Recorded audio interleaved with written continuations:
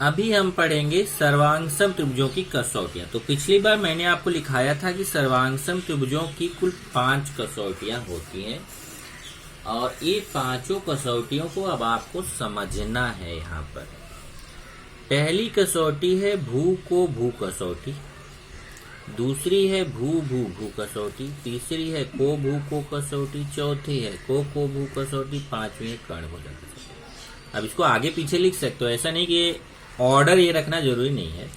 आप कोई भी पहले लिख सकते हो, कोई भी बाद में लिख सकते हो, लेकिन इसमें आपको ध्यान रखना है इसका जो 3 नाम है इसके ऑर्डर को चेंज नहीं कर सकते, केवल इसका चेंज कर सकते हो।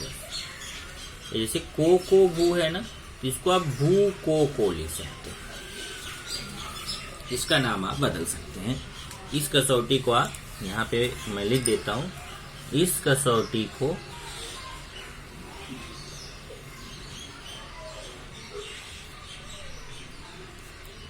भू को कसौटी भी कहते हैं। तो अब इसको जरा समझिए कि क्या होता है कसौटी, कैसे यूज होती है। ध्यान से समझिए क्योंकि ये कसौटी जानना बहुत जरूरी है। इसमें अगर आप देखो तो डायग्राम के थ्रू आपको समझाना थोड़ा बेहतर रहेगा। जैसे पहली कसौटी आपकी है, जैसे देखिए यहाँ पे समझाया गया है भू भू भू कसौटी। भू भू भू कसौटी में क्या होता है कि दो त्रिभुजों के शीर्ष बिंदुओं की दी गई किसी एक संगत के अनुसार यदि एक त्रिभुज की तीनों भुजाएं क्रमशः दूसरे त्रिभुज की तीनों संगत भुजाओं के सर्वांग सम हो तो वे दोनों त्रिभुज भू भू भू कसौटी से सर्वांग सम होते हैं। कैसे जरा समझिए। जैसे एक त्रिभुज यहाँ पे है ABC और दूसरा है RST, ये दो त्रिभुज हैं। देखिए एक त्रिभुज क्या है ABC और दूसरा त्रिभुज क्या है RST। त्रिभुज ABC में देखेंगे तो जो देखिए इसमें 3 भुजाएं हैं, एक भुजा AB है, BC है, AC है। यहाँ पे भी त्रिभुज त्रिभुज RST में भी 3 भुजाएं हैं, RS, ST और RT।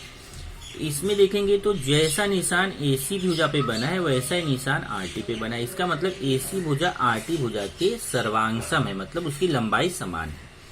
इसी तरीके से जैसा निशान AB भुजा पे बना हुआ है वैसा ही निशान RS भुजा पे बना हुआ है। इससे समझ में आ रहा है कि AB भुजा RS भुजा के सर्वांग सम है, मतलब जितनी लंबाई AB भुजा की है उतनी ही लंबाई RS भुजा की है। तीसरा देखेंगे BC सर्वांग सम ST के, जैसा निशान BC पे बना हुआ वैसा निशान ST पे बना हुआ। इससे समझ में आ रहा है कि BC भुजा ST भुजा के सर्वांग सम है।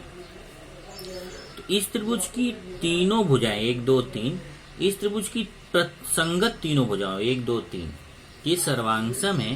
त्रिभुज ABC की तीनों भुजाएं त्रिभुज RST की संगत तीनों भुजाओं के सर्वांग सम है, इसलिए ये त्रिभुज ABC त्रिभुज RST के सर्वांग सम है। और त्रिभुज ABC त्रिभुज RST के सर्वांग सम है तो कौन सी कसौटी से सर्वांग सम है? तो क्योंकि भुजा भुजा भुजा देखो इसकी भुजा ये वाली भुजा इस वाली भुजा के सर्वांग सम, ये वाली भुजा इस वाली भुजा के सर्वांग सम, ये वाली भुजा इस वाली भुजा के सर्वांग सम।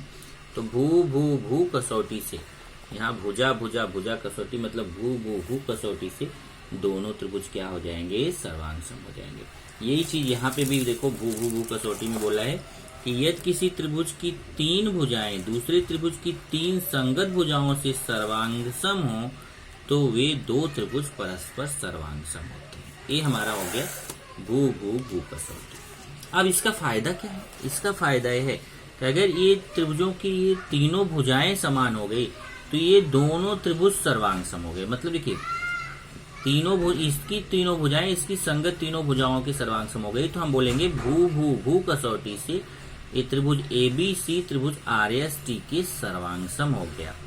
और यहाँ जब ABC RST के सर्वांग सम हो गया तो अपने आप कोण A इसका कोण R के सर्वांग सम हो जाएगा, कोण B इसका कोण S के सर्वांग सम हो जाएगा और कोण C इसका कोण T के सर्वांग सम हो जाएगा। ये पहली कसौटी हो गई। ये देखिए यहाँ पे वही समझाया है। कौन सी कसौटी हो गई? भू भू भू कसौटी से त्रिभुज ABC, ये देखिए सर्वांग सम का निशान है, ऐसे बराबर के ऊपर टेढ़ी लाइन, त्रिभुज RST के सर्वांग सम। दूसरा है भू को भू कसौटी।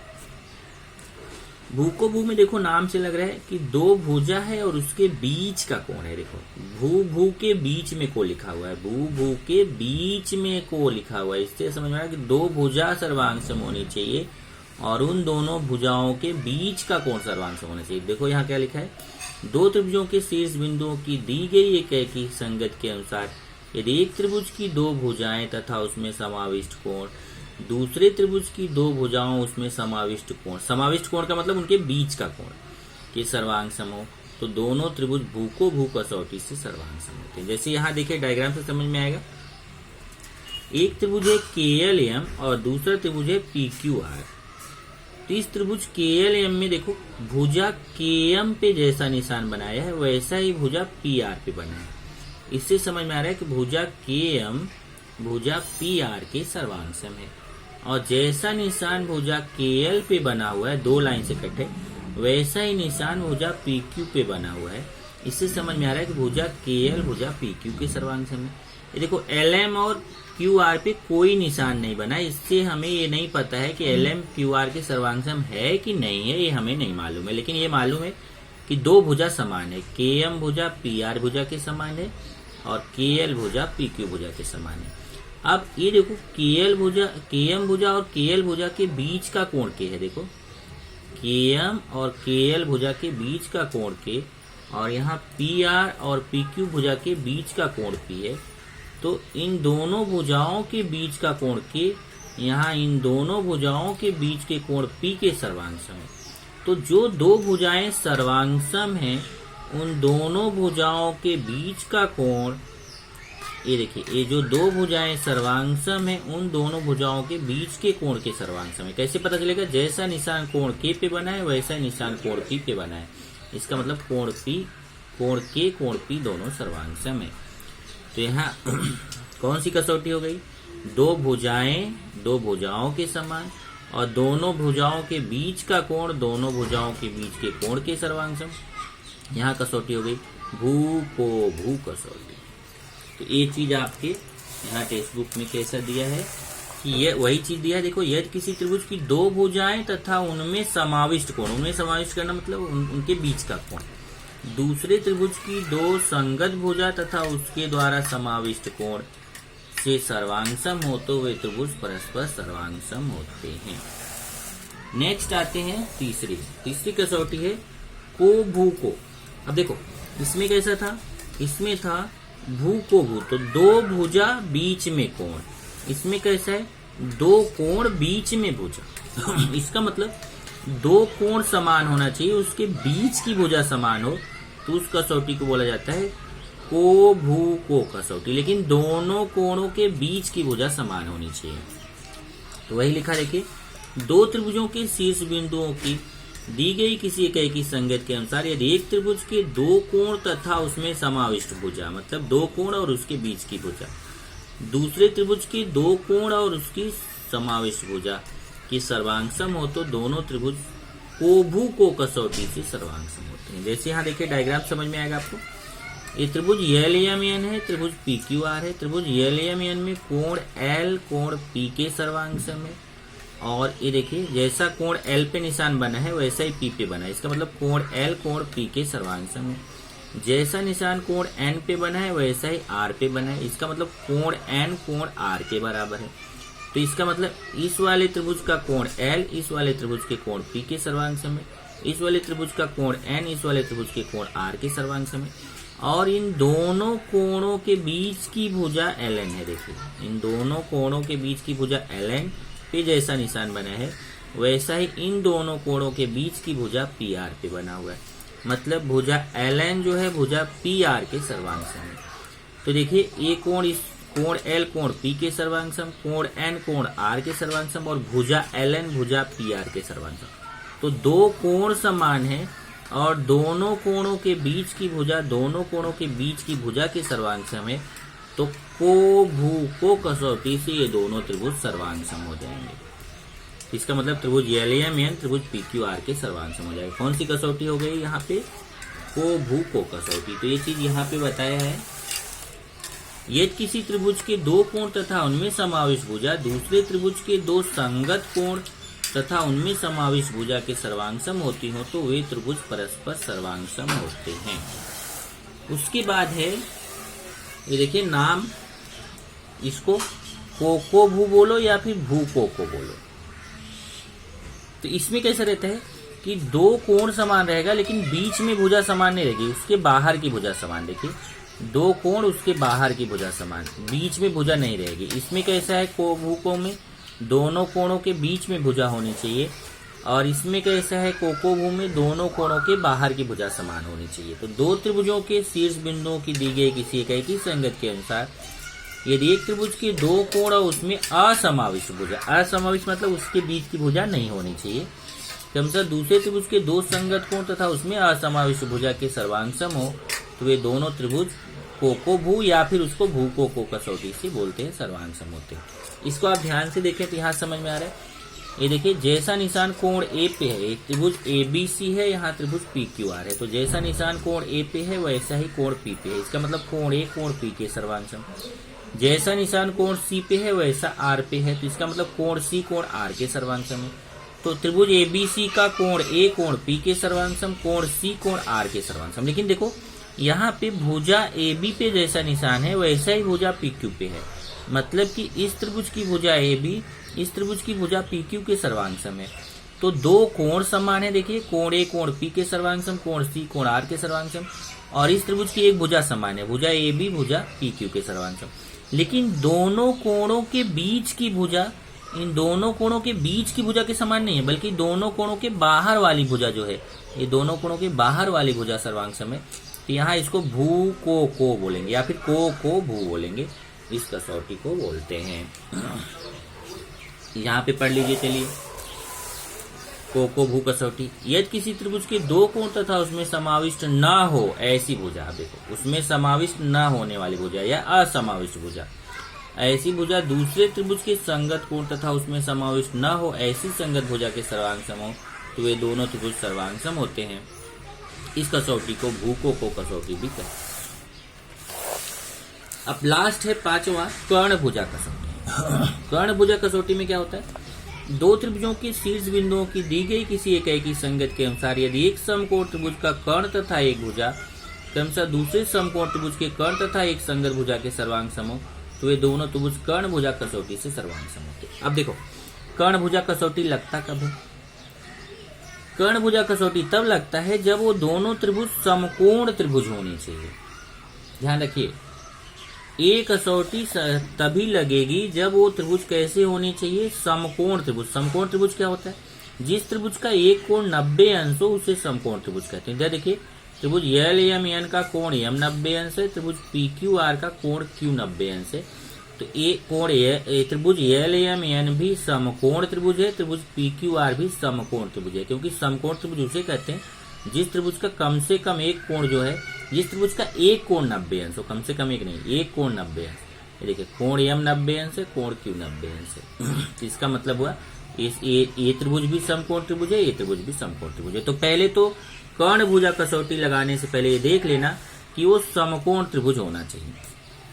लेकिन समकोण त्रिभुज होने के बाद वो आपका कर्ण भुजा ही लग जाएगा ऐसा नहीं है, उसके लिए दो चीजें समान होना चाहिए। एक तो 90 अंश के, देखिए यहाँ पे तीन भुजा है LM MN LN, लेकिन इसमें जो 90 अंश के सामने की भुजा LN है, जो सबसे बड़ी भुजा है, 90 अंश के सामने वाली जो सबसे बड़ी भुजा होती है उसी को कर्ण बोलते हैं। तो इसमें LN कर्ण है, और ये देखिए PQR में कोण Q के सामने की भुजा PR है, तो PR कर्ण है। एक तो देखिए इस त्रिभुज का कर्ण इस त्रिभुज के कर्ण के बराबर है, देखिए LN पे जैसा निशान बना है वैसा निशान PR पे बना है। इसका मतलब इस त्रिभुज का कर्ण LN इस त्रिभुज के कर्ण PR के बराबर। कर्ण समझाना, 90 अंश के सामने की भुजा को कर्ण बोलते हैं।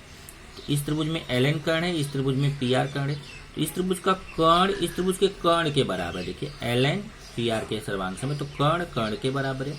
दूसरा, इस त्रिभुज में भुजा MN पे जैसा निशान है वैसा ही यहाँ देखिए भुजा PQ पे, मतलब भुजा MN भुजा PQ के सर्वांग सम है। तो कर्ण कर्ण के सर्वांग सम है, एक भुजा के सर्वांग सम है।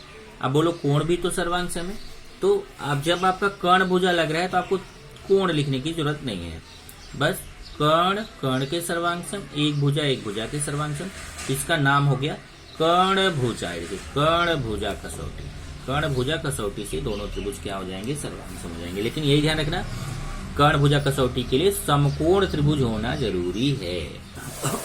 यहाँ पे देखिए किसी समकोण त्रिभुज का विकर्ण, अब यहाँ विकर्ण जो बोला है वो विकर्ण नहीं रहेगा बल्कि कर्ण रहेगा। कर्ण और एक भुजा दूसरे समकोण त्रिभुज के कर्ण, विकर्ण नहीं होता कर्ण, तथा संगत भुजा के सर्वांगसम हो तो वे दो त्रिभुज परस्पर सर्वांगसम होते हैं। तो ये हो गया। इसी पे डिपेंड आपका यहाँ देखेंगे तो आपके टेक्स्ट बुक में पेज नंबर 87 पे जाएंगे। पेज नंबर 87 पे आपके टेक्स्ट बुक में यहाँ पर एक उदाहरण दिया गया है। ये देखिए उदाहरण, आकृति में चतुर्भुज ABCD दिया है। देखिए एक चतुर्भुज ABCD है। इस चतुर्भुज ABCD में जो सर्वांगसम भुजाएं हैं उनको समान चिन्हों द्वारा दिखाया गया है। तो इस आकृति में सर्वांगसम कोणों की जोड़ियां लिखना है। अब देखिए ये त्रिभुज ABD है और दूसरा CBD है। इसमें देखो ये ऊपर एक त्रिभुज बन रहा है ना, ऊपर की तरफ एक त्रिभुज बन रहा है ABD और नीचे की तरफ एक त्रिभुज CBD बन रहा है। इसमें इस ऊपर वाले त्रिभुज की भुजा AB, नीचे वाले त्रिभुज की भुजा BC के सर्वांगसम है, क्योंकि जैसा निशान AB पे है वैसा BC पे है, तो AB भुजा BC भुजा के सर्वांगसम है।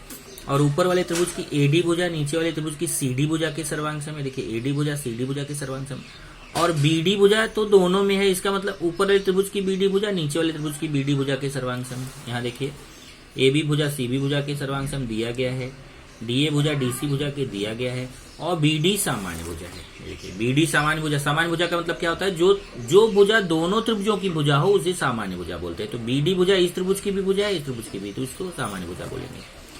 तो इसलिए ये त्रिभुज ABD त्रिभुज CBD के क्या हो जाएगा, सर्वांगसम कौन सी कसौटी से, भू कसौटी से। देखिए त्रिभुज ABD सर्वांगसम हो जाएगा त्रिभुज CBD के कौन सी, भू कसौटी से।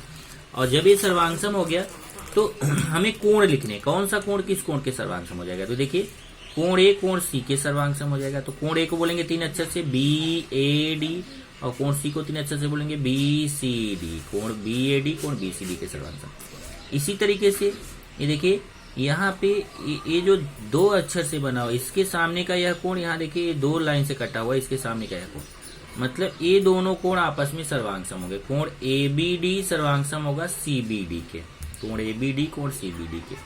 इसी तरीके से कोण ADB सर्वांगसम होगा कोण CDB के। ये वाला कोण इस कोण के सर्वांगसम होगा, सर्वांगसम त्रिभुजों के संगत कोण।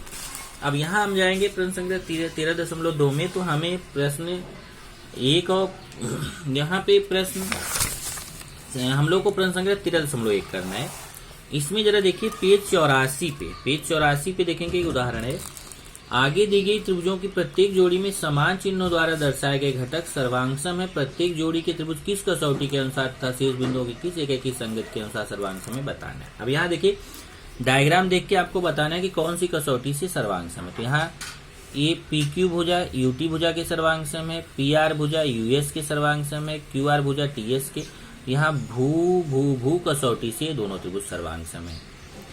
और एक ही संगत पे जा देंगे तो P के संगत U है, Q के संगत T है, और R के संगत S है। इसमें देखेंगे तो यहाँ देखिए एक त्रिभुज बन रहा है ADB, दूसरा CDB।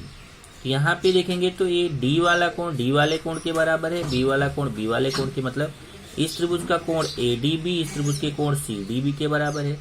इस त्रिभुज का कोण ABD इस त्रिभुज के कोण CBD के बराबर। जैसा निशान देखिए, निशान से समझ में आएगा। और BD भुजा दोनों में है तो ये सामान्य भुजा हो गई, इसलिए को कसौटी से ये त्रिभुज सर्वांगसम हो जाएंगे। एक ही संगत क्या होगी, A के संगत C रहेगा, D के संगत D रहेगा, B के संगत B रहेगा। तो यहाँ देखिए ये चीज यहाँ उदाहरण में समझाया गया है। ऐसे उदाहरण 2 भी है। फिर हम लोग करेंगे प्रश्न संख्या 13.1।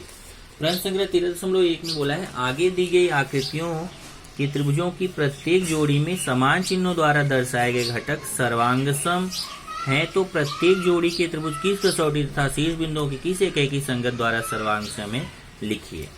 तो जैसे आपका पहला क्वेश्चन बताया उसी तरीके से आपको इसको करना है। कसौटी लिखना है और एक ही संगत लिखना है।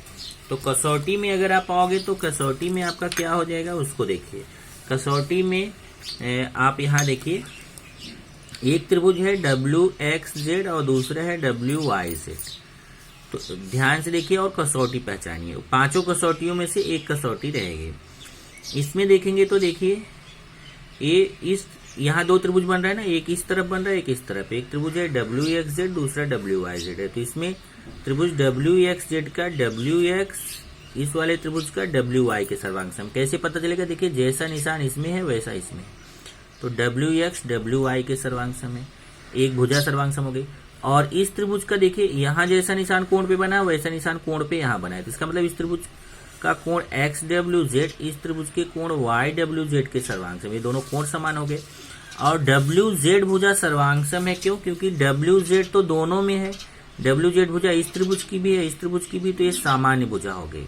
इस तरीके से भू कसौटी से ये दोनों त्रिभुज सर्वांग सम हो गए। तो यहाँ पे लिखेंगे कसौटी में भू कसौटी। और एकाएकी संगत देखना है तो एकाएकी संगत में देखिए W वाला कोण W वाले कोण के बराबर है, और यहाँ X वाला Y वाले के रहेगा और Z वाला Z वाले के रहेगा। तो एकाएकी संगत हो जाएगा WXZ और WYZ। इसी तरीके से इसमें आएंगे, देखिए ये देखिए 90 अंश बन रहा है यहाँ। तो 90 अंश के सामने एक कर्ण है, 90 अंश के सामने एक कर्ण है। तो कर्ण कर्ण के बराबर, क्योंकि जैसा निशान इस त्रिभुज के कर्ण पे है वैसा निशान इस त्रिभुज के कर्ण पे है। तो इधर वाले त्रिभुज का कर्ण इधर वाले त्रिभुज के कर्ण के सर्वांग सम है।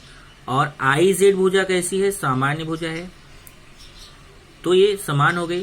तो ये कर्ण भुजा कसौटी से ये दोनों त्रिभुज सर्वांग सम हो जाएंगे। एकाएकी संगत लिखेंगे तो देखिए J के संगत J है, I के संगत I है, K के संगत L है।